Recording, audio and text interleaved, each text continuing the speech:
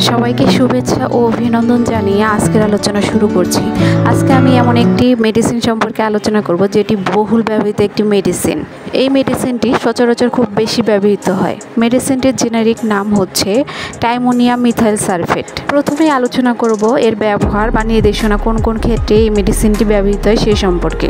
অ্যালজিন একটি মাংসপেশির খিঁচুনিরোধী ওষুধ যা পরিপাকনালী, পিত্ততন্ত্র, মূত্রাশয় ও জরায়ুর পেশির সংকোচন কমায়। ইহা পরিপাকনালী ও পিত্ততন্ত্রের অকার্যকারিতা সংক্রান্ত ব্যথার লক্ষণ ভিত্তিক চিকিৎসায় ব্যবহৃত হয়। এছাড়াও এটি মূত্রনালী ও স্ত্রী জননাঙ্গ সংক্রান্ত রোগের সংকোচন ও ব্যথার চিকিৎসায় ব্যবহৃত হয়। এবার এর ফার্মাকোলজি সম্পর্কে বলি। টাইমোনিয়াম মিথাইল সালফেট হলো অ্যাসিটাইলকোলিন ও হিস্টামিনের অ্যান্টাগনিস্ট। এটি কোষের ঝিল্লির ফসফোলিপিড এবং প্রোটিনের সাথে ক্যালসিয়ামের বন্ধনকে শক্তিশালী করে। ফলে এটি অন্ত্র, পিত্তথলি, মূত্রাশয় ও জরায়ুর মসৃণ পেশির সংকোচন কাজকে বাধা প্রদর্শন করে, যা অভ্যন্তরীণ ব্যথা কমায়। এবার মাত্রা ও সেবনবিধি সম্পর্কে বলছি। প্রাপ্তবয়স্কদের ক্ষেত্রে সাধারণ মাত্রায় দৈনিক 2 থেকে 6টি ট্যাবলেট অথবা 3 থেকে 9 চা চামচ সিরাপ বিভক্ত মাত্রায় দিতে হবে।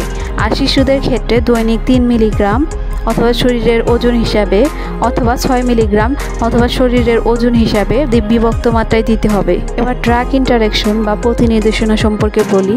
ইউরোথোপ্লাস্টিক ডিসঅর্ডারের ক্ষেত্রে যেখানে প্রস্রাব আটকে যাওয়ার ঝুঁকি আছে সেসব ক্ষেত্রে এটি ব্যবহার করা উচিত নয়। যে সমস্ত রোগীর অ্যাঙ্গেল ক্লোজার গ্লোকোমা হওয়ার ঝুঁকি আছে তাদের ক্ষেত্রে এটি ড্রাগ ইন্টারাকশন ঘটাতে পারে। সো তাদের ক্ষেত্রে বুঝে শুনে এই মেডিসিনটি ব্যবহার করতে হবে। এই মেডিসিনটির পার্শ্ব প্রতিক্রিয়া সম্পর্কে বলি। অ্যালজিন ব্যবহারে কারো কারো হাইপোটেনশন ও ট্যাকিওকার্ডিয়া হওয়ার ঝুঁকি থাকে। সো এই ধরনের পার্শ্ব প্রতিক্রিয়া হলে অবশ্যই মেডিসিন স্টপ করে দিতে হবে। এবার এই মেডিসিনটি গর্ভাবস্থা এবং স্তন্যদানকালে ব্যবহার করা যাবে কিনা সেই সম্পর্কে বলছি। বিভিন্ন প্রাণীর উপর গবেষণা করে দেখা গেছে যে ফিটাসের উপর টাইমোনিয়াম মিথাইল সালফেটের কোনো ক্ষতিকর প্রভাব নেই। সাধারণ ব্যবহারে এখন পর্যন্ত ফিটাসের কোনো বিকলাঙ্গতা দেখা যায় নাই। তবুও পর্যাপ্ত তথ্য না থাকার কারণে স্তন্যদানকালে ব্যবহারের ক্ষেত্রে বিচার বুদ্ধি ও সতর্কতা অবলম্বন করা উচিত। এবার এই মেডিসিনটি গ্রহণকালে কী কী সতর্কতা অবলম্বন করা উচিত সে সম্পর্কে বলছি। প্রোস্টেট গ্ল্যান্ডের সমস্যা আছে এমন সব রোগীদের ক্ষেত্রে সতর্কতা অবলম্বন করা উচিত।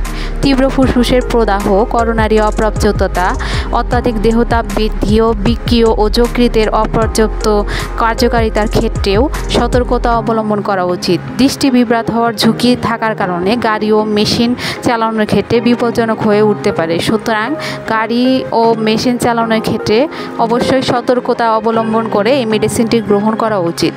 এই মেডিসিনটি থেরাপিউটিক ক্লাস বলতে এটি অ্যান্টিকোলিনার্জিক। এবার এই মেডিসিনটি কিভাবে সংরক্ষণ করে রাখবেন সে সম্পর্কে বলছি।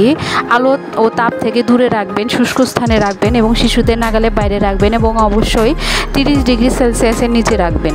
বন্ধুরা, আজকে তাহলে এই পর্যন্তই। আমার পরবর্তী ভিডিও দেখার আমন্ত্রণ রইল। সে পর্যন্ত ভালো থাকবেন, সুস্থ থাকবেন আর বেশি বেশি লাইক, শেয়ার এবং সাবস্ক্রাইব করবেন আমার চ্যানেলটিতে।